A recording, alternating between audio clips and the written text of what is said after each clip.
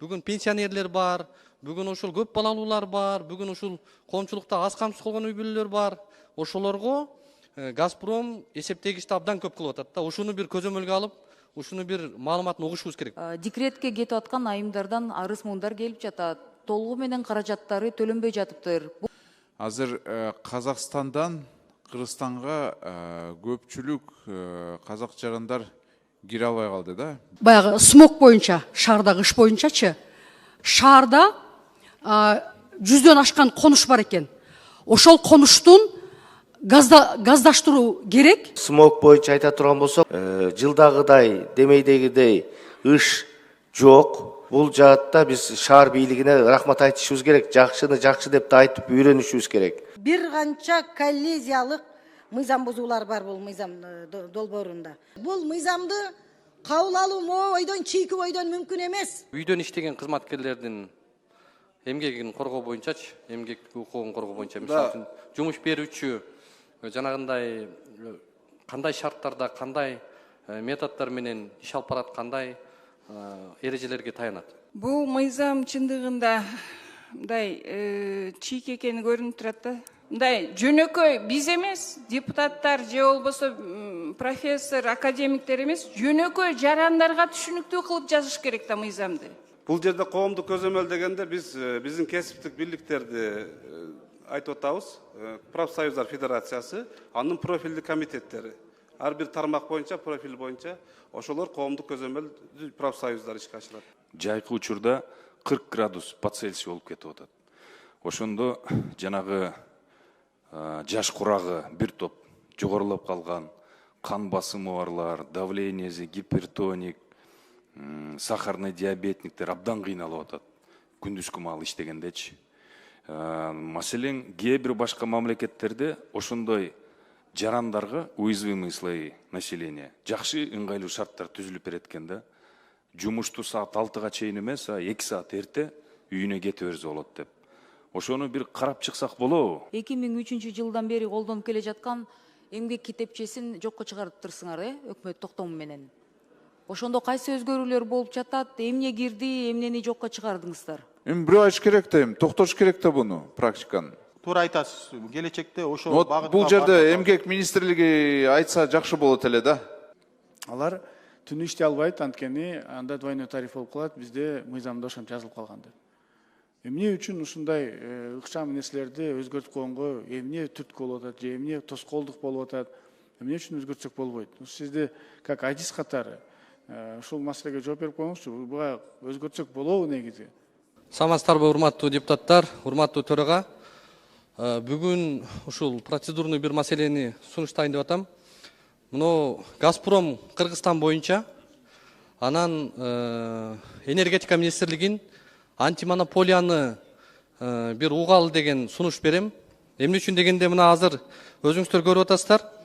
Октябрь, ноябрь айларына Газпром эсептегичтерди 2 айдыкын кошуп, абоненттерге 3 айдын чегин, квитанциясын жиберип атат да. Анан бул жакта жазып атат, расмий. Бул телеметриянын бузулгандыктан көп абоненттер дейт, реалдуу көрсөткүчтөргө түшпөй калган. Ошон үчүн биз 2 айдыкы түшпөй калгандыгын белгилеп атат да. Анан эле 3-чү айда телеметрия иштеп калыптыр. Анан телеметрия иштеп калгандан кийин 3 айдын чегин биздин абоненттерге жиберип атат. Ушул боюнча бир түшүндүрмө алсак, эгер иштебей, башында айтып атат, иштебей калгандыктан деп атат 2 ай. Анан 3-чү айда ал телеметрия иштеп калгандыктан бул маселе ушундай эсептегичтер көп чыгып атат деп атат да. Ушуну бир балким протоколдук тапшырма берип, тийиштүү комитетке чакырабызбы, же бул жака чакырабызбы? Ушул боюнча сизге бир сунуш айтайын дегем. Анткени бүгүн пенсионерлер бар, бүгүн ушул көп балалуулар бар, бүгүн ушул коомчулукта аз камсыз калган үй бүлөлөр бар. Ошолорго Газпром эсептегичти абдан көп кылып атат да. Ушуну бир көзөмөлгө алып, ушуну бир маалыматын угушубуз керек болуп атат. Рахмат. Рахмат, бул боюнча комитеттин чечими керек. Бул маанилүү маселе.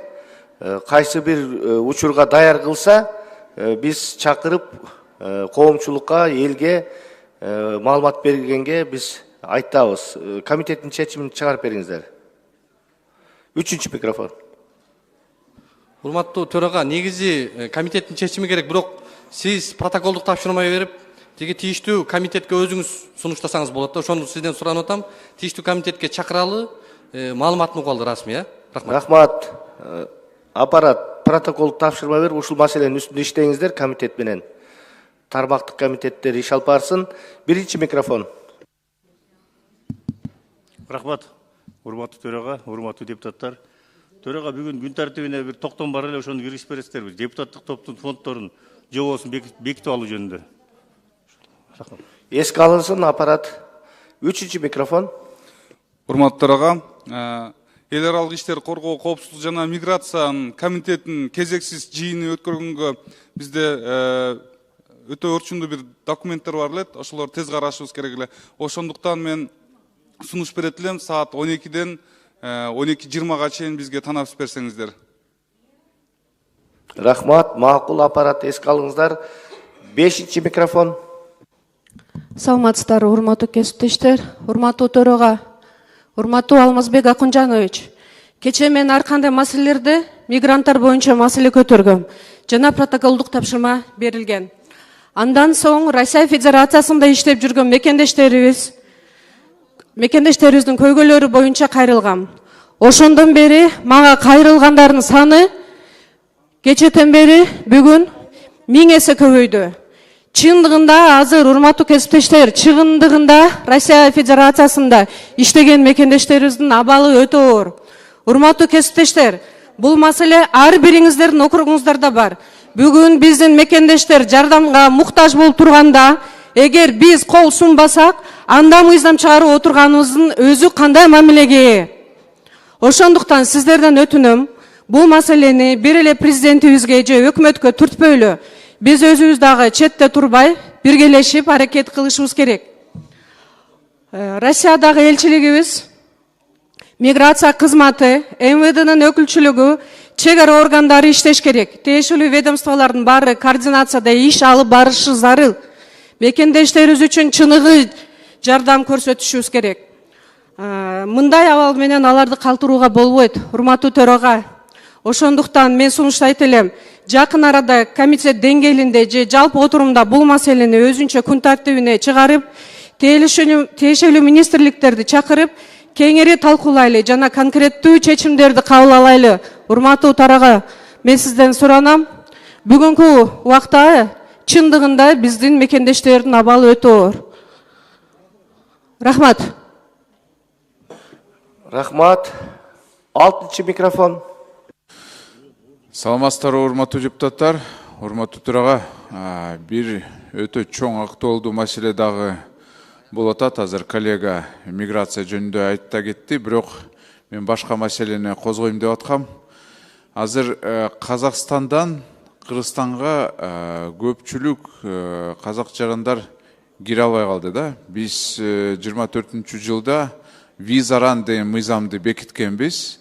Эми ошол аркылуу эмне болуп атат? Азыр үй бүлөлөр мисалы ажырашып жатат да. Мисалы аялы Казакстандын жараны болсо, бияка кире албай жатат. Же мисалы алардын баласы ошол жерден жаран болуп калса, бизге кире албайт экен. Биз ошону эми чынында караш керекпиз да. Себеби бир топ эле ыңгайсыздык болуп калды. Студенттерге мен түшүнөтам, бул Казакстанда дагы ушундай мыйзамдар бар. Бирок биз өзүбүздүн жарандарга ыңгайлуу кылайлычы ошону, сураныч. МИДке ушундай тапшырманы береличи, карап чыксынчы. Себеби мына үй бүлөлөр ошол үчүн ажырашпаш керек да. Анан үй бүлө бир болуш керек. Ачелекке каршы кээ бир үй бүлөлөр азыр мына бирөөсү Казакстанда жүрөт, бирөөсү Кыргызстанда жүрөт да. Ошону бириктирели, керек болсо мыйзамга өзгөртүүлөрдү киргизели. Урматтуу төрага, ушундай протоколдук тапшырманы берсеңиз, комитетте карап чыгайлы бул маселени. Керек болсо ошол эле миграция менен чогуу эле. Рахмат. Рахмат. Эске алынат. Урматтуу депутаттар, биринчи микрофон. Рахмат. Саламатсыздарбы, урматтуу коллегалар. Азыр Газпром боюнча маселе көтөрүлдү. Мен да ошону бир мындай кошумча айтып кетким келет. Баягы смог боюнча, шаардагы иш боюнчачы, өткөндө көчмө жыйын болгондо ал жерде деле бул маселе көтөрүлгөн. Шаарда 100дөн ашкан конуш бар экен. Ошол конуштун газдаштыруу керек, көмүр жагып турушат ушул күнүчү. Анан 54-ü гана газдаштырылган экен да. Анан ошол жерде суроо берген болчумун министр энергетиканын өкүлүнө. Бирок жооп бере алган жок, так жоопту айта албады да. Газпром Кыргызстан милдеттенме алган ошол конуштарды газдаштырып бергенге. Эмне үчүндүр ушул убакка чейин мына араң жарымына жетиптир да мындай карагандачы. Ошол эмнеге газдаштырылбай жатат? Эмнеге шаардын тургундары биз ушундай ышта жашашыбыз керек? Аны буга чейин коллегалар деле көтөрүп келатышат. Мен деле бул маселени аябай мындай көтөргүм келет. Себеп дегенде Бишкек шаарыбызда, Ошто жана башка жерлерде ыш маселеси өтө катуу турат. Анан ошол эле Газпромго дагы бир тийиштүү нерсе, менин өзүмдүн экинчи округумда, Кадамжай округунда газ берилбей келет канча күндөн бери. Ошол маселени дагы тактап көтөрүп айтып кетким келет. Себеп дегенде шайлоочулар күнүгө кайрылышат, бир топ адамдар. Рахмат. Рахмат. Кадамжай боюнча Газпромдун ага тиешеси жок. Ал жерде Кыргыз нефтегаз өзү камсыздандырат. Ал эми смог боюнча айта турган болсок, урматтуу депутаттар, урматтуу кыргызстандыктар, Борбор шаардын тургундары жана коноктору ачык айтыш керек. Биз биринчи жолу быйылкы кышта бир нече ирет күндөлүк өлчөөлөрдүн негизинде Бишкек шаары жашыл зонага, жашыл аймакка өттү. Жылдагыдай, демейдегидей ыш жок. Смогту жоюу боюнча анын кесепеттерин изилдеп аныктап, шаар бийлиги абдан жакшы иш алып барды. Жылдагыдай смог жок, аны баарыбыз көрүп атабыз, аракеттерин көрүп атат. Шаардык бийлик ар кайсы ыкмаларды колдонуп, ошонун негизинде шаарды тазартуу боюнча иштеп атат. Бул жаатта биз шаар бийлигине рахмат айтышыбыз керек, жакшыны жакшы деп да айтып үйрөнүшүбүз керек. Дагы деле болсо бул абал таптакыр мындай сезилерлик деңгээлде жоюлуп кеткен жок. Дагы деле бул көйгөй бар. Смог маселеси бунун үстүнө да иштеп атат. Бирок жылдагыдан быйыл азайтышты. Бул жерде шаар бийлигине биз рахмат айтышыбыз керек. Колунан келишинче аракеттер жасап атышат. Биринчи жолу ушул кыш айларында биздин Бишкек Борбор шаарыбыз жашыл аймактарды көрсөтүп атат. Урматтуу депутаттар, анда биринчи микрофон. Саламатсыздарбы? Урматтуу кесиптештер, урматтуу төрага, мага 2 күндөн бери мына лейликтен чалып атышат да, соцзащитаданчы. Элдер түнкү саат 3-төн барып очередке турса, мына пособие боюнча 20-чы болуптур. 6-да барса 80-чы очеред болуптур. Анан 80-чы очеред болгон адам жетпей калып, эртеси күнү келсе, бүгүн башка айыл өкмөт деп кабыл албай атат дейт. Ошону биз көзөмөлгө алып бересиздерби, практикалык поручение берипчи. Азыр эл аябай топтолуп, бир 2 күндөн бери түнү менен чалууда Талмазактын жанычы. Рахмат. Урматтуу министрлер кабинетинин өкүлү Алмаз Акунжанович бул маселе боюнча тийиштүү министрликке тапшырма бериңиздер. Эмне үчүн мындай көйгөй болуп атат? Мындай болуш керек болчу. Азыр бүт бардыгы санариптешкен. Урматтуу депутаттар, анда айтылган сунуш пикирлерди эске алуу менен бүгүнкү жыйындын күн тартибин толугу менен добушка коем, добуш бериңиздер. Урматтуу кесиптештер, күн тартибинде 6-чы маселени кароого өтсөк, бул эмгекти коргоо жөнүндө мыйзамдын долбоору 1-чи окууга киргизилет. Демилгечи министрлер кабинетинин төрагасы, жооптуу комитет, эмгек саламаттык сактоо, аялдар иштери жана социалдык маселелер боюнча комитет караган. Баяндамачы Досматов Камчыбек Султанмуратович, эмгек, социалдык камсыздоо жана миграция министринин 1-чи орун басары. Чакырылгандар Маткеримов Айбек Тураталович, Кыргыз Республикасынын саламаттык сактоо министринин 1-чи орун басары. Иманакун уулу Талантбек, Кыргыз Республикасынын курулуш, архитектура жана турак жай коммуналдык чарба министринин орун басары. Шамырканов Урматбек Муслинович, Кыргыз Республикасынын өзгөчө кырдаалдар министринин орун басары, Райымкулова Асель Кадыржановна, Кыргыз Республикасынын жаратылыш ресурстары, экология жана техникалык көзөмөл министринин орун басары, Ахматов Султан Маматович, Кыргыз Республикасынын экономика жана коммерция министринин орун басары, Дүйшеева Жибек Курманбековна, Кыргыз Республикасынын финансы министринин орун басары, Жантелиев Канат Талантович, Кыргызстан кесиптик бирликтер федерациясынын төрагасынын биринчи орун басары. Сөз баяндамачыда. Рахмат. Урматтуу Чыңгыз Ильяскожоевич, урматтуу депутаттар, сиздердин назарыңыздарга Кыргыз Республикасынын эмгекти коргоо жөнүндө мыйзам долбоорун сунуштап жатабыз. Бул мыйзам долбоорунун максаты кызматкерлердин эмгектик милдеттерин аткарууда алардын коопсуздугун жана ден соолугун камсыз кылуу чөйрөсүндөгү мамилелерди жөнгө салуучу укуктук ченемдик акты болуп саналат. Мыйзам долбоору жарандардын эмгек ишмердүүлүгүнүн жүрүшүндө алардын өмүрүнүн жана ден соолугун коргоого болгон конституциялык укуктарын ишке ашыруунун укуктук негиздерин белгилейт. Эмгекти коргоо маселелери боюнча кызматкерлер менен иш берүүчүлөрдүн ортосундагы өз ара мамилелердин бирдиктүү тартибин камсыз кылат жана кызматкерлердин өмүрүн ден соолугун сактоо талаптарына жооп берген жумуш орундарын коопсуздук эмгек шарттарын түзүүгө багытталган.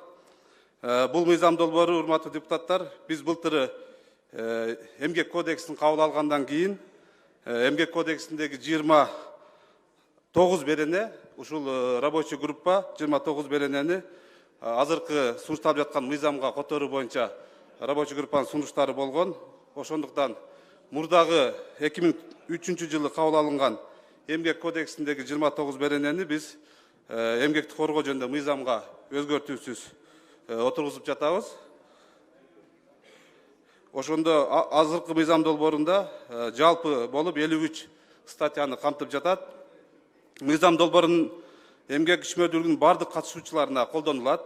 Анын ичинде иш берүүчүлөргө, кызматкерлерге, кооперативдин мүчөлөрүнө, практикалык окуудан өтүп жаткан же ишке тартылган адамдарга, окууга жана эмгектик реабилитацияга жөнөтүлгөн жарандарга, аскер кызматкерлерине, соттолгон адамдарга, эмгек уюмдарына эмгектегендерге, ошондой эле өлкө аймагындагы чет элдик катышуусу бар ишканаларда иштеген Кыргыз Республикасынын жарандарына жайылтылат. Мыйзам долбоорунун негизгилери бул төмөнкүлөрдү камтыйт. Жумуш берүүчүлөрдүн коопсуз иштөө шарттарын камсыз кылуу боюнча жоопкерчиликти күчөтүү, кызматкерлерди коопсуз эрежелерге үйрөтүү, жеке коргоочу каражаттар менен камсыз кылуу жана жумуш орундарынын аттестациясы. Ошондой эле инструктаждар өткөрүү, эмгек коопсуздугу боюнча билиминин текшерүүнү электрондук форматта жүргүзүү мүмкүнчүлүгү да киргизилип атат. Кесиптик ооруларды жана жаракаттардын алдын алуу чаралары камтылып жатат. Иш жүзүндө эмгек мыйзамдарынын ченемдерин жана эмгекти коргоо талаптарынын сакталышына көзөмөлдүү Кыргыз Республикасынын эмгек социалдык камсыздоо жана миграция министрине караштуу эмгек мыйзамдарын контролдоо жана көзөмөлдөө боюнча кызматы жүзөгө ашырат. Урматтуу депутаттар, аталган мыйзам долбоорун колдоп бериңиздерди өтүнөбүз. Суроолор болсо жооп беребиз. Рахмат. Сөз суроо берүү үчүн Омурзаков Сүйүнбек Абдулдаевич. Рахмат, урматтуу Чыңгыз Ильяскожоевич. Урматтуу баяндамачы, жакшы баяндама жасадыңыз. Негизинен бул мыйзам долбоору керектүү, мен концепциясын колдоймун. Бирок ошонун бирге кээ бир редакциялык дал келбеген терминдер бар экен.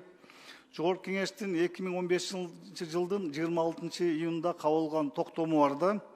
Мыйзам чыгаруу техникасы боюнча нускаманын талаптарына ылайык мыйзамдарда окшош терминдер колдонулуш керек деген талап бар. Ошондуктан мыйзам долбоорунда кээ бир терминдерди эмгек кодексине ылайык келтирүүнү мен сунуштайм да. Биринчи тактап айтканда, мыйзам долбоорунун сиз алып келген мыйзам долбоорунун 3 беренесинин 1 бөлүгүнүн 5 жана 6 пункттарына сунушталган ченемдик тексттеринде каралган кырсыктарды, кесиптик уланууларды жана оорулар деген сөздөр колдонулган. Сиздердечи. Ал эми эмгек кодексинин 208 беренесинде күтүлбөгөн кырсык жана кесиптик ооруларга чалдыгуу деген терминдер колдонулган да. Андан башка мыйзам долбоорунун 22 беренесинин 2 бөлүгүнүн 9 пунктунда бул укук бузуу кодекси боюнча айттым, экинчи сунуштучу. Мыйзам долбоорунун 22 беренесинин 2 бөлүгүнүн 9 пунктундагы 40 беренесинин 1-2 бөлүгүндөгү жана 50 беренедеги адамдарды деген сөздөрдү жактарды деген сөздөр менен алмаштырууну сунуштаймын. Себеби Кыргыз Республикасы жөнүндө кодекстин 5 беренесинин 1 бөлүгүндө адамдар эмес, укук бузууну жасагандыгы үчүн жеке жана юридикалык жактар жоопкерчиликке тартылууга тийиштүү деген укуктук ченем каралганда, ошондуктан мына мен ушу сунуштарым ушул дал келбестерди эске алуу менен экинчи окуу режиминде өзгөртүүнү сунуштайм силерге. Рахмат. Рахмат, Сүймек Абдуллаевич, туура айттыңыз. Биз бул боюнча парламенттик укугу да өткөрөбүз. Ага чейин сиз берген сунуштарды баарын. Мен кагаз жүзүндө берем силерге сунуштарды. Рахмат. Эске алыңыздар, урматтуу баяндамачы. Кийинки сөз суроо берүү үчүн Талиева Камила Абдыразакунада. Рахмат. Бул мыйзам долбоорун бир топ убакыттан бери мен кайсыл министр келсе айтып жүрөм да. Ай, Турут унутулуп калды. Турутту карабайсыңарбы? Туруттун мыйзамдары, жоболору 95-жылкы жоболор менен жүрөсүңөр. Токтомдор эскирген деп. Мына азыр бир канча коллизиялык мыйзам бузуулар бар бул мыйзам долбоорунда. Албетте, эмгек кодексин кабыл алдык. Былтыркы жылы 25 январда кабыл алган экенбиз. Ал мыйзамда кодексте жазылып турат. 6 айдын ичинде бардык мыйзамдык нормативдүү актылардын баарыны тиги калыбына келтирип, дал келтирүү деп турат. А бүгүн 1 жыл толук өттү. Значит, президент кол койгон мыйзам аткарылган жок. Министрлик аткарган жоксуңар. 6 ай эмес 1 жыл өттү. Мен эми мисалдарды келтирейин. Урматтуу депутаттар, биз мыйзамдардын аткаруусун талап кылбайлыбы? Келиңиздер ушул подзаконный актыларды дагы бир сыйра кабыл алган мыйзамдарыбызды карап чыгалы. Мыйзам иштеп кетиши, ченемдик укуктук актыларды ишке ашыруу боюнча токтомдор убагында иштелип чыкпай жатат. Токтомдордун дээрлик көпчүлүгү эски. Мисал айтайын. Ушул мыйзамды кабыл алдык, биз коллега тиги кодексти кабыл алдык. Бирок мына мыйзамда коллизиялык абдан көп мүчүлүштүктөр бар. Айтайын, Кыргыз Республикасынын өкмөтүнүн 2004 жылкы 5 апрелиндеги 225 эмгекти коргоо кызматы жөнүндө эмгекти коргоо ишин уюштуруу тууралуу типтүү жобону жана эмгекти коргоо боюнча уюмдун жумушчуларын окутуу, эмгекти коргоо талаптары боюнча билимдерин текшерүү тартиби жөнүндө жобону бекитүү тууралуу токтому деп, мына токтом өзгөргөн эмес. Мен азыр атап өттүм, ошол эле ойдон экинчи бир жобо. Өкмөттүн 97 жылдын 25 июндагы 374 токтом, мен эми ал узун экен атап отурбайын. Ал токтом жобо киргизилген жок, эски жобо. Жобонун кыргызчасы да жок. Постановление правительства деп мына 97 жылкы орусча гана токтом турат. 3-чү жобону айтып өтөйүн. 2015 жыл 6 апрелдеги 195 токтом. Бул дагы жобо, бул дагы өзгөрүүсүз турат. Мына ушинтип эмгек кодексинде дагы ошол беренелер, эски беренелерди колдонуу менен гана келген. Мына 255 берене деп турат. 26 жылы кабылган кодексте дагы эски токтомдор берилип калып атат. Ошон үчүн бул мыйзам алдындагы актылар эмгек кодексинин негизинде иштелип чыккан. Албетте ушулар менен кантип иш алып барасыңар эми? Эски токтомдор, эски жоболор менен дегим келет. Сиздердин кабыл алып жаткан чечимдериңиздер анан канчалык? Урматтуу Камила Абдыразакуна, сиз туура белгиледиңиз. Азыркы мыйзам долбоорун кабыл алгандан кийин биз сиз айткан жогорудагы 225 жана 374 токтомдорго өзгөртүүлөрдү киргизебиз. Ушул мыйзам негизинде. Анткени туура айттыңыз, бул 97 жылы орусча кабыл алынган. Бүт баарын биз редакциялап, жаңы тартипте министрлер кабинетине киргизебиз. Ал эми Трудовой кодексти ишке ашыруу боюнча министрлик бүгүнкү күндө 21 укук ченемдик актыны жаңылап чыкты. Алдыда дагы бир топ жумуштар бар. Көптөгөн НПАларды биз жаңы редакцияда киргизебиз. Ушул мыйзам долбоорунан кийин биз жанагы жогорку 97 жылкы жана 2004 жылкы токтомдорду өзгөртөбүз. Биринчи микрофон. мен жетишпей калдым процедурный. Ушул эле маселе да. Мынагу коллизия боюнча мен азыр 3 жобону айттым. Ушул 3 жобо эски токтом менен бекитилип калып аткандыгы. 2006-жылкы жобону да ошол бойдон келип калып атат да. Мен мунун ар бирин атап отурбайын. Мен азыр экинчи окууга карата, экинчи окууга чейин дагы мисалы мынагу илим жөнүндө мыйзамдын 13 беренесинин 3 бөлүгүндө дагы мынагу илимдин докторлору 48 күнгө деген, а кодексте калсаңар кодексте 30 күн деп атат. Мунун кайсы бири менен силер отпускага чыгарасыңар илимдин докторлорун? Ушундай коллизиялык абдан жагдайлар көп. Ошон үчүн парламенттик угуу жазайлы. Бул мыйзамды кабыл алуу ойдон чийки ойдон мүмкүн эмес. Бул кечиктиңер. Мына 6 ай кечигип атасыңар. Президенттин кабыл алган мыйзамын аткарбай жатасыңар.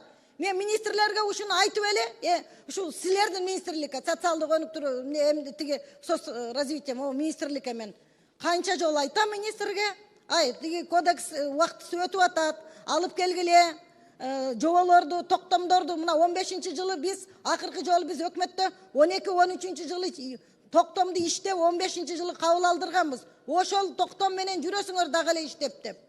Бир дагы министр аткарбайт да, мына 6 айлык мөөнөттө деп турат кодексте.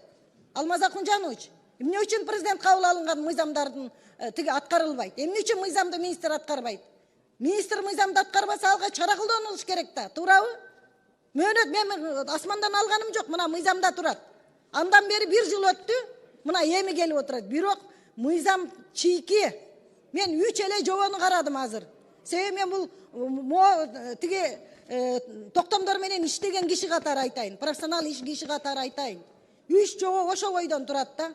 Ошон үчүн парламенттик угуу алыш керек. Министрлер иштеш керек. Мен канча жолу айтам, турутуңар калып калды, турут унутулуп калды деп атам. Турут боюнча бир дагы бир адис министрдин орун басарлары келбей жатат да. Адис министрдин орун басары жок. Макул министр саясий кызмат экен, тияк биякта лента кесип жүгүрүп жүрөт. Орун басарлар иштеш керек да. Адис алып келгилечи, орун басарларды күн сайын алмаштырасыңар, ай сайын алмаштырасыңар кээде. Орун басар адис келсин. Эске алыңыздар, Алмаз Акунжанович. Кийинки сөз суроо берүү үчүн Карыбек уулу Улукбекти. Чоң рахмат, Чыңгыз Ильяскожович. Мына мыйзам долбоорунда негизи терең анализ болсо, жакшы мындай бир корутунду болсо, жакшы талданса, сапаттуу мыйзамдар болмок. Азыр бул мыйзам долбоору боюнча бир тобокелчиликти белгилейли. Тобокелчиликтердин кандай конкреттүү бир методикага же жооптуу органдын актыларына таянат бул мыйзам? Эмгекти коргоо боюнча. Кайталап коесузбу сурооңузду? Мына мыйзам долбоорунда кесиптик тобокелчиликтерди баалоо механизмдери кандай конкреттүү методикага таянат, кайсы органдын актылары менен иш алып барат? Урматтуу Улукбек Карыбекович, бул мыйзам долбоор кабыл алынгандан кийин министрлер кабинетинин атайын ченемдик укуктук актысы жол жоболор иштелип чыгат. Ошол жерде министрлер кабинети тарабынан аныкталат. Бул кийинки этапка өтөбүз да. Экинчи вопрос, мына үйдөн иштеген кызматкерлердин эмгегин коргоо боюнчачы, эмгек укугун коргоо боюнча, мисалы үчүн жумуш берүүчү жанагындай кандай шарттарда, кандай методдор менен иш алып барат, кандай эрежелерге таянат? Мисалы кырсык болуп кала турган болсо, үйдө иштеген кызматкер. Бул кандай ким коргойт мунун укугун? Эмгек кодексинде ошо аралыктан иштөө деген түшүнүк кирди жаңы эмгек кодексине. Ошого ылайык эмгек келишимдер түзүлөт, иш берүүчү менен жумушчунун ортосунда. Ушу келишимдин негизинде иш алып барышат. Бул мурда биз эмгек кодекси, эски эмгек кодекси 2004 кабыл алынганда, андан бери жумушчу профессиялар, көп жаңы кесиптер пайда болду да, ошон үчүн дистанционный аралыктан иштөө деген түшүнүктү биз ошо киргизгенбиз. Иш берүүчүлөр эгер ошол нормаларды аткарбай калса, кандай чара көрүлөт? Аткарбай калса, министрликтин астында атайын кызмат бар, эмгекти коргоо боюнча. Ошол кызмат анын укугун коргоп берет. Анан могу жерде дагы бир түшүнүксүз жагдай болуп атат. Комитеттин корутундусу жок деп жазылып атат да бу жердечи. Эч кандай мындай сын пикири жок. сунушу жок деп атат да. Бул кандай түшүнүк болот? Бул мыйзам долбоору сунушталганда бардык коомдук угуудан, коомдук талкуудан өткөн, иш берүүчүлөр да катышкан. Социалдык комитетте да каралды мурдагы жумада. Ошондо бул мыйзамда кемчилиги жок деп кабыл алып атабыз? Жок, бул мыйзам аз биринчи окуга кирип атат. Мындан сырткары биз бул чоң мыйзам болгондуктан парламенттик угуу өткөрөбүз сиздер менен чоң. Ал жерде дагы курчутабыз мыйзамды. Комитет мен сунушум могу комитеттин сын пикири жок дегенди алып коюшуңуздар керек да. Анткени бул эртең тобокелчиликтер бар да. Кандай жок? Комитеттин сын пикири бар. Ошо комитетте мүчөмүн мен. Мен бул мыйзам боюнча жакшы сунуштарымды, сындарымды, пикирлеримди билдирем. Жарайт. Рахмат. Рахмат. Кейинки сөз суроо берүү үчүн Култаева Гүлшаркан Оконуна.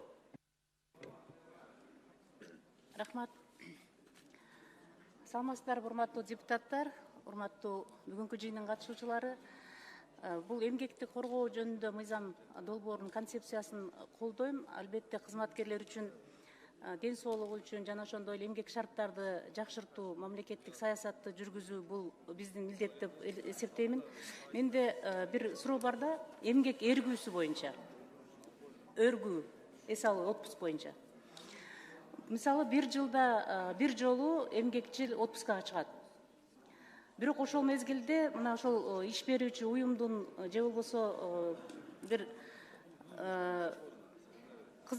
кызматчынын айынан, ошо жана приказынан, буйругунан ал кайра өндүрүштүк немелер керек депчи, зарылчылыктар келет деп аны чакыртып алат экен да. Ошол мезгилде ал мисалы 14 күн эс ала турган болсо, калган күнү эс албай калып атат. Мына ушундай мезгилде кандай мындай коргоо каралган? Урматтуу Гүлшаркан Оконуна, бул жерде эмгек өргүүдөн чакыртып алуу бир гана ошол жумушчунун, кызматкердин макулдугу менен болот. Анын макулдугу сөз 2 жумадан кийин, 14 күндөн кийин эмгек өргүүдөн чакыртып ала албайт. Ал негизи мисалы ошол жылы албай калды, өргөнү ана кийинки жылга ошону кошуп алса болобу? Болот. Канча жылга чейин? Чектөө барбы, жокпу? Чектөөнү так айта албайм, бирок кошуп алса болот, кийинки жылы кошуп берет. Мыйзамда жазылган 2 жылбы же 3 жылбы, канча жылда алса болот? Мен азыр адашпасам, эмгек кодексинде каралган бул нормалар. 120-беренеде, менин оюмча. 120-беренеси эмгек кодексинин ошол өргүүлөр боюнча да, эмгек өргүүлөр. Негизи ошол кызмат иш берүүчү уюм аны өзүнүн буйругу менен чакыртып алганга анын мындай укугу жок, сөзсүз түрдө макулдугу керек. Рахмат. Рахмат. Кейинки сөз суроо берүү үчүн Ашымбаева Токтобүй Абасканова. Рахмат. Бул эмгекти коргоо жөнүндө Кыргыз Республикасынын мыйзам негизи өтө керек. Ошол эле учурда бир нече сизге суроом бар. Мисал үчүн ишкана деңгээлинде деп коелучу, айрыкча жеке секторлордо, чакан орто ишканаларда ушул стандарттарды практикалык ишке ашырууну кантип камсыз кыласыздар? Бул максатта кандай иштерди алып баралы деп ойлоп атасыздар? Профстандарттар боюнча айтып атасызбы? Ооба. Бизде министрликте профстандарт боюнча сектор бар. Биз ар бир тармактык министрликтер менен бул боюнча иш алып барабыз. Ар бир тармактык мамлекеттик органдар ошо профстандарттарды иштеп чыгууда бизге сунуштарын берет. Себеби чакан орто ишканаларды жеке секторго каалаган эле убагыңардарды кирип стандарттарды текшере алуу мүмкүнчүлүгүңөр барбы? Жок, биз ошон үчүн профилдик башка министрликтер менен ушул атайын методикаларды алар иштеп берет, биз бекитебиз. Бүгүнкү күндө 77 профстандарт бекитилди да. Астында дагы көп кесиптер боюнча профстандарттар бекитилиш керек. Ошондо бир жылда бир эле жолу текшере аласыздар да, туурабы? Заявительный характер го дейм. Только заявительного характера. Если адашпасам. Сунуштарга ылайык да. Ошол максатта дагы терең караштырып койсоңуздар, себеби бул жерде эмгекти коргоо жөнүндөгү маселе болуп атат да. Жарайт. Ошондой эле сиздин оюңуз боюнча могу мыйзамда колдонуучу негизги түшүнүктөргө жеке коргонуу каражаттары деген түшүнүк керекпи? Бул мыйзамга киргизсек да болот, бирок эмгек кодексинде бар да. Ошон үчүн биз эмгек кодексиндеги ошол 29 беренени бул жака отургузуп атабыз да, бул мыйзамга. Эмгек кызмат турчунда мертинүү бул эч ким эчтекеден жана кепилдиги жок да. Мертинүү деген түшүнүктөр. Негизги түшүнүккө кереги барбы жокпу, кандай деп ойлойсуз? Киргизсек болот аны. Понятийный аппаратка киргизсек болот. Туура сунуш бердиңиз. Жакшы, анда мен кийинки окууга чейин жазуу түрүндө сунушумду берем. Рахмат. Анан дагы бир эмгекти коргоо жаатындагы мамлекеттик саясаттын негизги багыттарын ушул берене кылып киргизсек болобу? Керекпи? Негизи азыркы долбоордо бул эмелер бар. Анткени работодатель менен жумуш берүүчү менен жумушчунун ортосунда баланс бар да. Бул анткени менин оюмча бул каралган. Дагы жакшылап карап көрсөңүздөр, себеби мен ушул эмгек коргоо жаатындагы мамлекеттик саясаттын негизги багыттары катары өзүмдүн да сунуштарымды даярдап койдум. Ошол сунуштарды жазуу жүзүндө киргиземин. Анан ошол 6-чы беренеде дагы кызматкердин эмгек ишинин процессинде эмгекти коргоого болгон укугу деген жерде 2-чи пунктунда могу каражаттардын коргонуу каражаттарынын тизмеси, анан эмгек келишимде контрактта каралган эмгектик коргоо талаптарын сактабагандыгы үчүн деген гана жери бар да. Кээ бирки иштерде кесиптик оору пайда болуу мүмкүндүгү да бар да. Мисалы үчүн аллергия, айрыкча жана химиялык заттар өтө көп колдонулган ишканаларда. Ушул жерге дагы мен сунушумду берейин, кесиптик ооруну пайда кылуу мүмкүндүгү жөнүндө. Ошону да карап берсеңиздер, кийинки окуугачы. Макул. Рахмат. Рахмат. Сөз суроо берүү үчүн Абдибаев Айсара Нышанова. Рахмат. Саламатсыздарбы, урматтуу эл өкүлдөрү, урматтуу катышуучулар. Бул мыйзам чындыгында мындай чийик экени көрүнүп турат да. Мыйзамдарды демилгелеп чыкканда эле эми бир чоң структурасыздар да сиздер. Сапаттуу, керек болсо запятая точкасына чейин жазып келиш керек да. Мен бияктамын. Мына 4-чү главаны карасаңыз, эмгекти коргоо жөнүндө мыйзамдардын сакталышын көзөмөлдөө жана контролдоо деп жазыпсыздар. Бул ыйгарым укуктуу мамлекеттик орган тарабынан жүзөгө ашырылат деп жатат да. Алар кайсы орган? Аны так даана көрсөтүп жазыш керек да. Ыйгарым укуктуу орган бул кандай? Эмгек министрлиги ыйгарым укуктуу орган, эмгекти коргоо чөйрөсүндөгү жалпы бирдиктүү саясатты эмгек министрлиги алып барат. Ошо көзөмөлдү эмгек министрлиги кылат деп жазып коюшсо болобу? Андай редакцияда берсек да болот. Бирок кээде министрликтердин аттары алмашат да, названиялар. Ошондо кийин улам мыйзамга өзгөртүү киргизбеш үчүн биз бул багыттагы ыйгарым укуктуу орган деп эле белгиленген да. Бул мыйзам иштеш керек да. Иштеш үчүн так даана жазылыш керек. 23-чү беренени карасаңыз, эмгекти коргоо боюнча коомдук контроль, коом кандай түрдө контроль кыла алат да? Алардын полномочиясы жок болсо, же бир эмне топтор көзөмөлдөйбү, же бир фонддор көзөмөлдөйбү, жазып коюш керек да. Бул силер жомок жазгандай эле жазып атасыздар да. Бул мыйзамды мындай жөнөкөй биз эмес, депутаттар же болбосо профессор, академиктер эмес, жөнөкөй жарандарга түшүнүктүү кылып жазыш керек да мыйзамды. Аткарылышы бул өзүнчө бир чоң вопрос да мыйзамдын.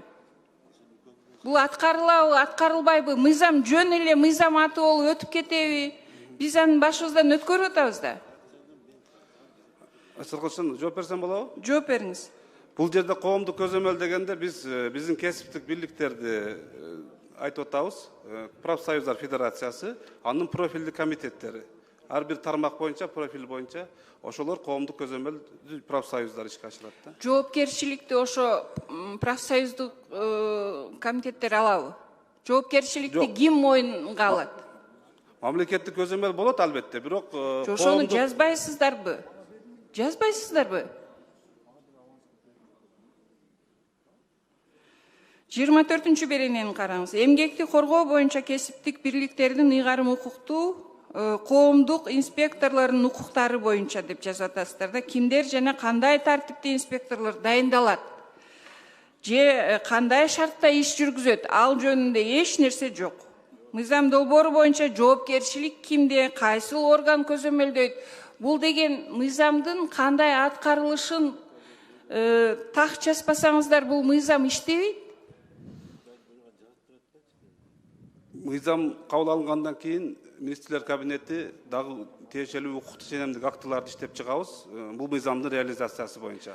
Мыйзам кабыл алганча бардык талаптар менен жазылыш керек мыйзам. Каржылоо булагы боюнча республикалык бюджеттен кошумча финансылык чыгымдар талап кылынбайт деп жазыпсыздар да. А бул инспекторлорго ким каржылайт анда? Инспекторлор бул биздин министрликтин астында инспекция туруда деп аталчу, азыр кызмат болуп калган. Ошол жерде биздин кызматкерлер бар. Республика боюнча 28 кызматкерибиз инспекция туруда. Ошолор көзөмөлдөйбү? Полномочиясына кошосуңарбы же буга каржылоо бөлүнөт да өзүнчө? Туурабы? Атайын службанын өзүнүн бул подведомственный организация министрликтин астындагы, анын бюджети бар, министрлик аркылуу бөлүнөт жыл сайын эле. Мен негизинен бул мыйзамды көтөрүп чыгууга эмне себеп болду? Ошо кыска мага маалымат бериңизчи. Кыска мындай. Эмне себеп болду ушунчалык бул мыйзамды жазып чыкканга? Асарган, бул жерде эмгек кодекси кабыл алып бергенсиздер, мурдагы созыв депутаттары. Ошол эмгек кодексинден кийин рабочий группа эмгек кодексин иштеп жатканда 29 берене эмгек кодексин, эски эмгек кодекс 29 беренесини атайын сунуш менен биз азыркы эмгекти коргоо мыйзамына өзгөртүүсүз отургузуп атабыз. Ошондуктан мурдагы мыйзам, аракеттеги мыйзам 23 беренеден турса, бул 29 берене эмгек кодексинен бул жакка түшүп атат. Ошондуктан биз жаңы редакцияга сиздерге киргизип атабыз. Негизги эле максат бул эмгек кодексинин реализациясын ишке ашырууда мындан кийин. Эмгекти коргоо кодексин ишке ашыруу. Эске алыңыздар. Кийинки сөз суроо берүү үчүн Алиев Медербек Кубанычовичте. Чоң рахмат, Чыңгыз Ильяс Кожоевич, урматтуу баяндамачы Камчыбек Султан Муратович, саламатсызбы? Сизге бир кыскача ой пикирим менен бөлүшүп коеюн дедим элем. Муну сиздер сунуштап аткан мыйзам бул бая иш процессинин учурунда жарандардын өмүрүн жана ден соолугун коргоого багытталыптыр да. Анан о күндөрү Трудовой кодекс, эмгек кодекси кабыл алынып атканда министр келгенде да ушул пикирди айттым элем да. Мына акыркы жылдары күн аябай ысып атат. Глобальное потепление. Жайкы учурда 40 градус по Цельсию болуп кетип атат.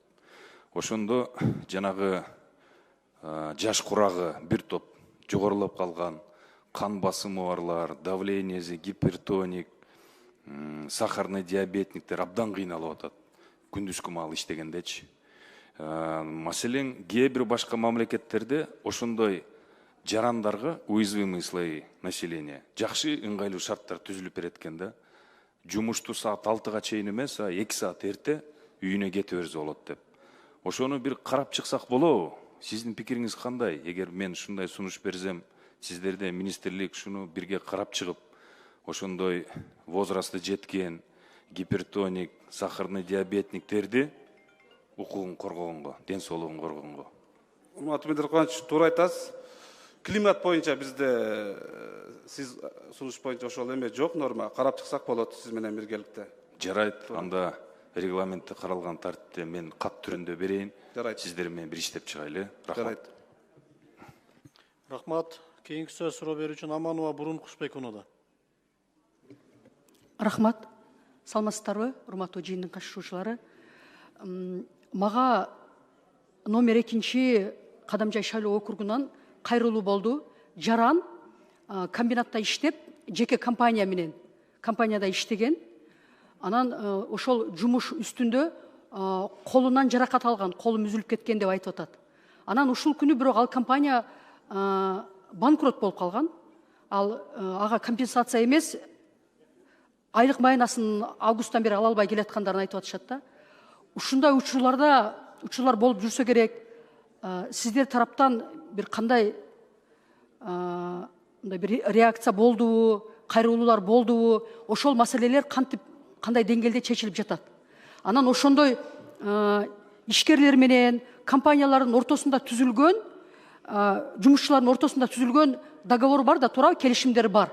Ошол келишимдерди бир текшерип сиздер карайсыздарбы? Айрыкча мынау курулуш тармагында азыркыдай оор жумуштарда.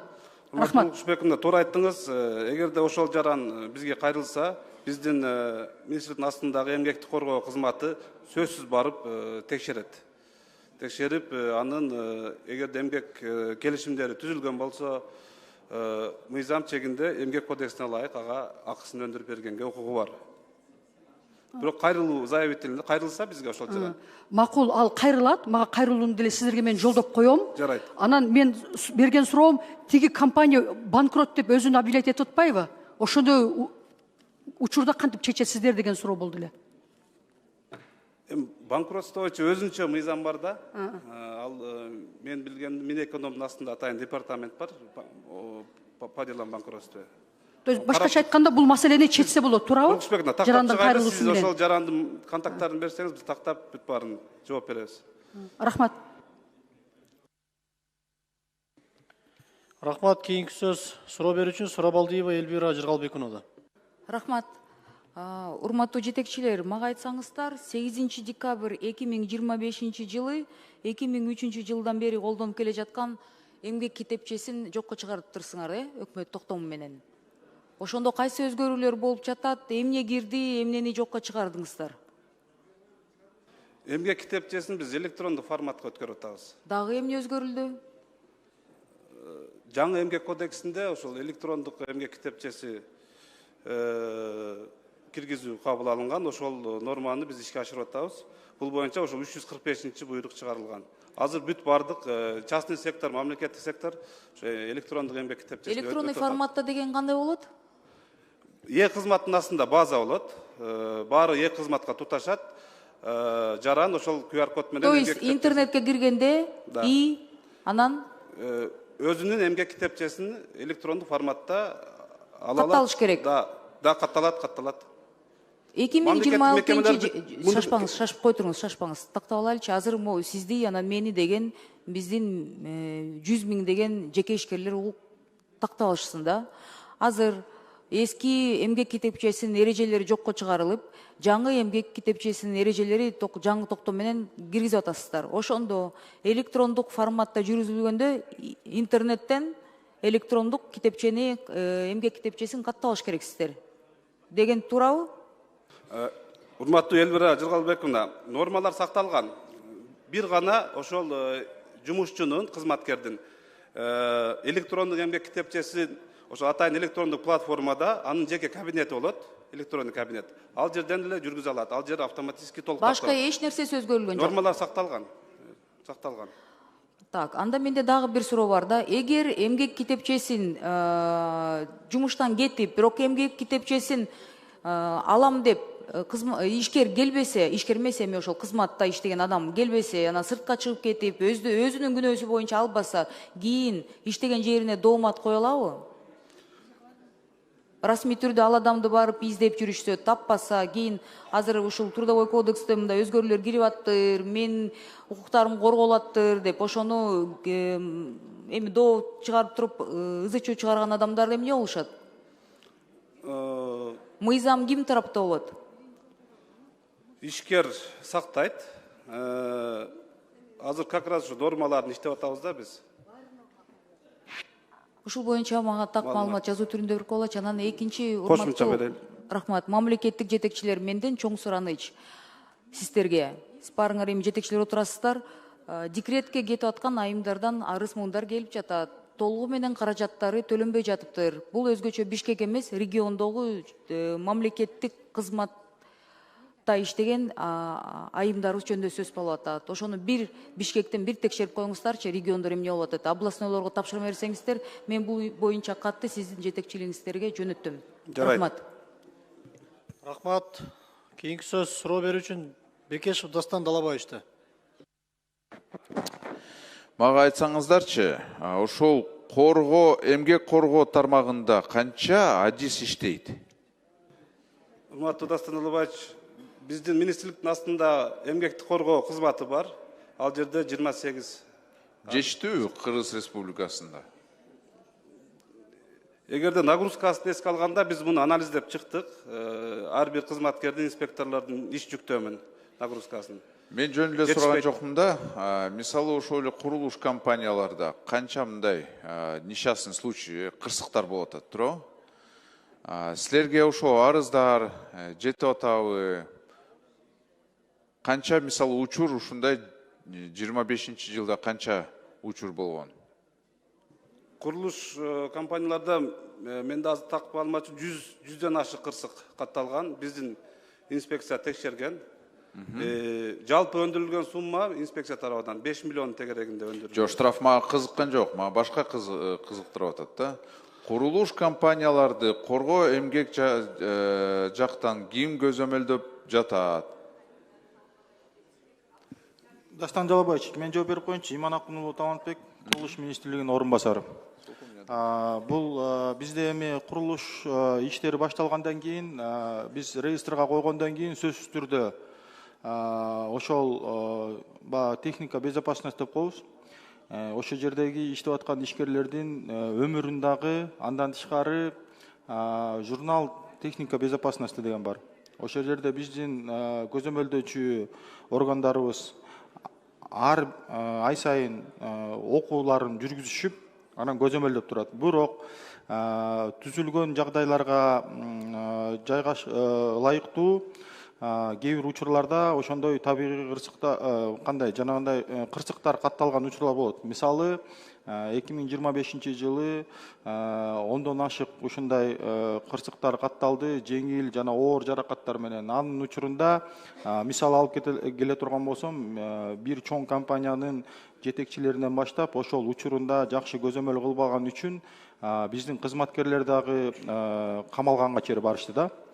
Бул жагынан биз абдан кылдаттык менен көзөмөлгө алып атабыз. Себеби дегенде жашоонун жакшырышы боюнча, цифровизациянын алкагы боюнча азыр ар бир курулушту онлайн аркылуу, камера аркылуу дагы көзөмөлдөп турабыз. Мындан тышкары техникалык безопасностьти бузгандыгы боюнча бизде 6 миллиондон ашык айып пул салынды. Айып пул кызыктырган жок мага. Мен эмнеге сурап атам? Мына Оштон кайрылып атышат. Бир мырза биздин 9 кабаттуу үйдөн ошол курулуш болгондо ошол үстүнөн эле жыгылып майып болуп калды. Еще хорошо, мындай каза болгон жок да. Майып болуп компенсацияны жакшы төлөбөй жүрүшөт дагы эле. Ошону ким көзөмөлдөп алат? Дастан Далабаевич, мен кошумчалап коеюн. Биздин ошол инспекция турда плановый проверкалар жүргүзөт. Андан сырткары Сиз текшересиз, туурабы? Сиздин управление текшерет. Биздин кызмат, эмгекти коргоо кызматы жылдык план түзөт. Жылдык план алкагында плановый проверкаларды жүргүзөт. Андан сырткары внеплановый бул арыздар келип түшкөндө да текшерет. Жакшылап карап тургула. Экинчи суроо. Мына ошол эле тазалыкта иштеген дворниктер эртең менен, таң эртең менен жолго чыгып, мына азыр жазында, күзүндө, жайында тазалап жүрүшөт да. Же кийимди карасаң, мында светоотражающий белгилер жок. Анан бирдеме болуп калса, кырсык болуп калса, мэрия айтат, биз сөзсүз ошол страховканы төлөйбүз, ошол менен всё бүттү да. Ошону бирок карайбы? Может, надо прекратить уже эту практику вытаскивать дворников на дороге? Или сотрудников тазылык? Туура айттыңыз, коргоонун каражаттары сөзсүз болушу керек, ал бул мыйзамда Сиз барып, мисалы, ошол эле управление барып айтпайсыңар, уже 21 век уже, прекращать надо уже такие вещи. Техниканы чыгарбайбы, техниканы албайбы? Эми бирөө айтыш керек да, эми токтош керек да буну практиканы. Дастан Жалабаевич, азыр тазалыктын кызматкерлери жана башка чарба кызматкерлери Бишкек шаарында биз өзүбүз байкап калдык, мен да көрүп калдым. Ошо светозвездный даже баштарынан баштап жилеткалардын баарын кийип. Даже кийсе дагы, бирок жолдо турбаш керек негизи. Техника азыр атайын заманбап бар да. Аны алсак да кымбат, бирок келечекте бул экономия болот. Туура айтасыз. Келечекте ошол багытта. Бул жерде эмгек министрлиги айтса жакшы болот эле да. Дастан Жалабаевич, биз мыйзам долбоору кабыл алынгандан кийин жанагы 225-токтомду иштеп чыгабыз да, ошондо карайлы бул. Туура айтасыз. Анан окутуу процесс. Бул жерде мыйзам долбоордо жазылып турат. Ошол кимдин эсебинен окутуу процесс болот? По охране труда. Окутуу процесси аткаруу бийлигинин профилдик органдары, министрликтер ар бири өзүнүн тармагы боюнча окутуулар жүргүзөт. Жомага айтып атпайбы, мисалы мектепке бир котельниге бирөө жумушка кирсе, ошону жеке менчик компанияны чакыртып, ошол эсебинен кылат экен, жумушчу эсебинен окутуу процесс. Жумушчунун эсебинен болбойт, муну мекеменин эсебинен. Бул мыйзамсыз, туурабы? Мыйзамсыз. А бирок билим берүү тармагында андай каражат жок турбайбы? Ошондо кантип кылсак болот?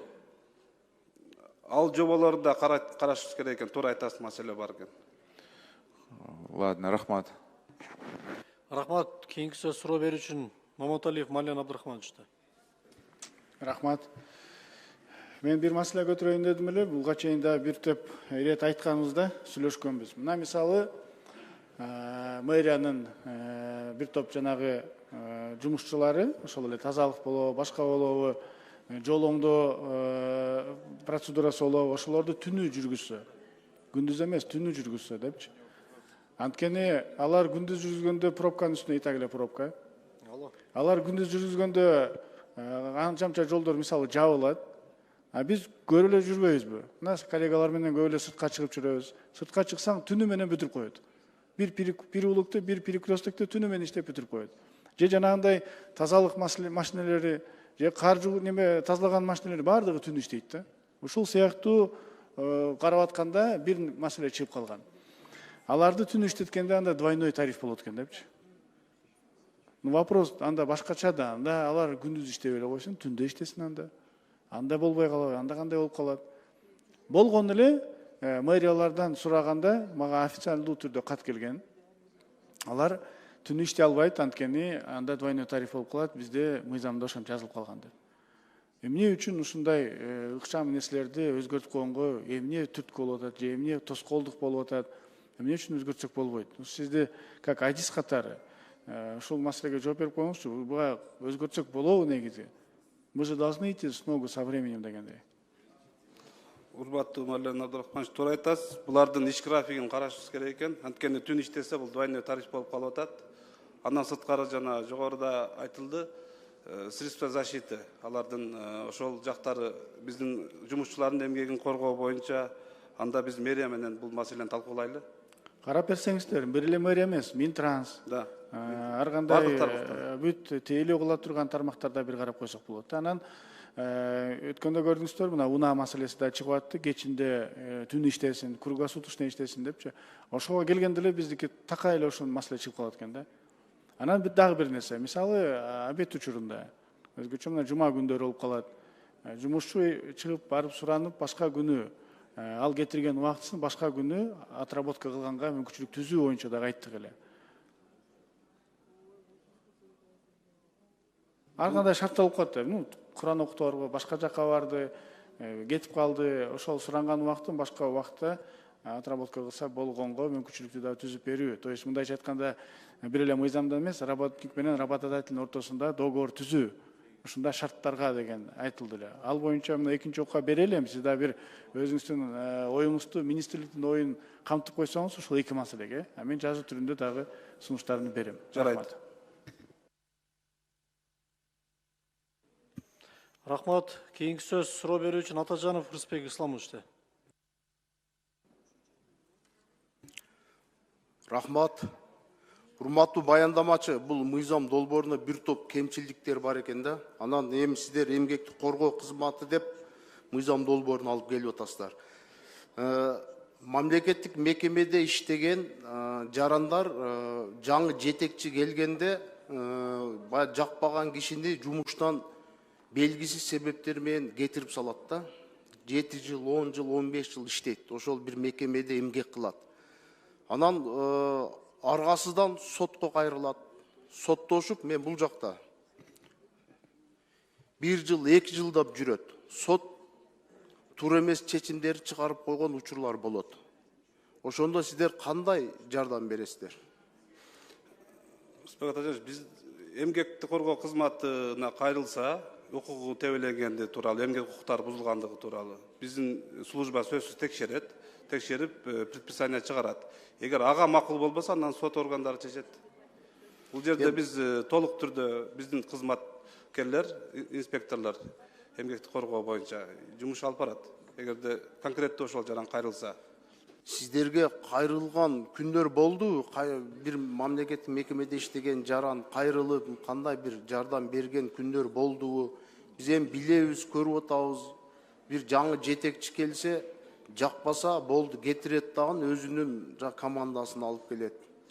Биздин эмгекти коргоо кызматы 25-жыл ичинде 1173 текшерүү иштерин жүргүздү. Ошол арыз даттануулар боюнча да.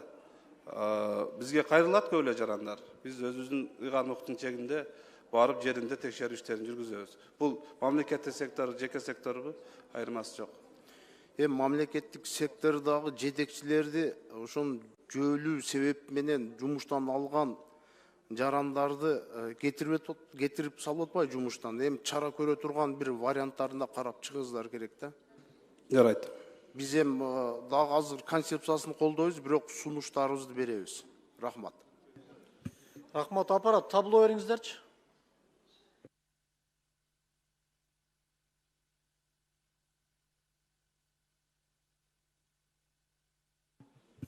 Сөз суроо берүүчү Аманова Бурун Кушбекунада. Рахмат. Бир мындай сунушум бар да. Ошол жумуш убагында жаракат алган жарандар болуп атат, көп. Алар кайрылууларды да жумшашып атат. Анан жаракат алып, алар дарыланыш керекпи, же ошол компанияны сотко берип, аны менен алек болуш керекпи, же жанындагы тууган уруктары дагы ошол нерсе менен алек болуп атышат да. Анан ал компаниялар деле мындай бат, ыкчам иштерди бүтүрбөй атышат. Ошон үчүн ошол кетирип аткан расходторуну сиздер өзүңүздөр алып, сиздер тараптан каржыланып туруп, анан ошол компаниялар менен сиздер өзүңүздөр иш алып барсаңыздар, батыраак иш жүзүнө ашат беле деген оюм бар. Кандай дейсиз? Бул жерде азыркы мыйзамда бул нормалар каралган. Эгерде жумуш учурунда жаракат алса же каза болуп калса, ага сөзсүз ошол жумуш берүүчү тараптан компенсациялар төлөнөт. Жок, ал жумуш берүүчү тарап компенсацияны убагында бербей атпайбы? Ага кайрылып, анан мисалы үчүн кат жүзүндө кайрыласың. Анан мыйзам чегинде 14 күндө жооп беребиз дешет. Анан кээ бирлер соттошуп атышат. Соттошкондо деле убакыт чоюлуп кетип атпайбы? Бирок ошол убакыттын ичи тиги жаракат алган киши үчүн өтө маанилүү болуп атпайбы? Мисалы үчүн кандайдыр бир операция жасатыш керек, ыкчам башка жакка барыш керек, может быть бир башка мамлекеттерге барып калыш шарттары да түзүлүп калышы мүмкүн да. Ошон үчүн ошол сумманы министрлик берип турбайбы деп атам. Ошол кетирген сумманы сиздер өзүңүздөр мойнуңуздарга алып турбайсыздарбы? Анан тиги күнөөлүү жак менен сиздер өзүңүздөр карап маселени чечип албайсыздарбы деген сунушту айтып атам. Туура айтып атасыз. Негизи жаракат алса, кызматкер жумуш учурунда атайын комиссия түзүлүш керек. Норма боюнча, мыйзам боюнча. Ал жака профсоюз, ошол жумуш берүүчү жана жаракат алган кызматкердин өзү же жакын адамы, анын өкүлү түзүлөт да, ошол комиссия иликтейт. Эгер комиссияга макул болбосо, эгер ошол жаракат алган жарандын акчасы жок болуп калса, ага срочно операция жасатыш керек болуп калса, же кымбат баалуу дары дармектер керек болгон болсо, Кыргызстанда болсо макул, башка жактан алдыра турган болсо, акча каражаты жок болгон болсо эмне кылыш керек? Бул жерде жумуш учурунда жаракат алдыбы, албадыбы, биринчи ошону аныктап алыш керек да, Курулукбек. Ар кандай жагдайлар болуп атат да бизде. Өндүрүштө, башкада. Ошону аныкташ үчүн атайын комиссия түзүлөт, бул мыйзам нормасы. Комиссияда ошол жумуш берүүчүнүн күнөөсүнөн кеттиби? Мен аны түшүнүп атам. Мен аны түшүнүп атам, бирок ошол жаракат алган убакта азыркы эле суроом да. Дарыланыш үчүн срочно акча керек болуп калса, кайсы каражатты кайсы жактан алыш керек? Биздин министрлик ал жагына биз жооп бере албайбыз. Каржы жагына. Менин сунушум ошол сиздер каржы жагына жооп берип туруп, анан иш берген адамдан кайра өндүрүп албайсыздарбы? Мисалы үчүн сиздердин тиги жеке жарандан көрө сиздердин рычагыңыздар күчтүүрөөк. Бул жерде Курулукбек жумушчу Азыр эле мисалы үчүн Дастан Далабаевич коллега айтты, жанакы курулуш убагында эмеден кулап түшкөн деп. Ошондой случайлар, жана мен айткан, өзүм айткан случайда эле колу үзүлүп кеткен случайлар. Алар баягы мындай көрүнүп эле турат да, кайсы жактан жарат алды. Ошондой случайларда кандай болуш керек? Ошол биринчи комиссия аныктайт да, монучу. Комиссия түзүлөт, атайын биздин службада кирет ал жерге. Ошол мекеменин өкүлдөрү кирет. Сиз кайра комиссия дей берет экенсиз. Комиссияга чейин жанакы айткан эле сөзүм. Комиссияга чейин акча каражаты жок болсо эмне кылыш керек? Акча каражаты жок болсо, жумушчу пока өзүнүн эсебинен лечение алып турат да. А комиссиянын жыйынтыгы чыккандан кийин анан материал ошол компенсациялар өндүрүлөт. Ошо акчасы жок болуп атпайбы өзүнүн эсебинде дагы? Адамдын өмүрү баалуу да, аны биз сактап калышыбыз керек, туурабы? Ошон үчүн ушундай сунушту киргизип аттым эле. Эгерде майып болуп калса, биздин МСЭК заключение берет. Комиссия назначить кылганда МСЭКке барат. Андан кийин анан материалдык ушер төлөнөт. Эске алыңыздар, экинчи процедурный. Рахмат, урматтуу депутаттар. Азыр аталган мыйзам долбооруна суроолор кайталанып атат. Токтотуп эле суроо жоопту добушка өтпөйлүбү? Менин сунушум. Аталган сунушту добушка коем.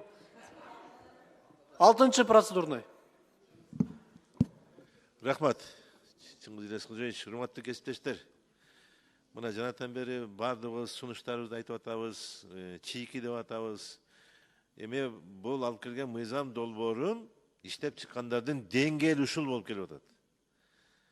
Силердин кайсы жерде көрүп атканыңар чийки болуп атабы, кемчилик болуп атабы?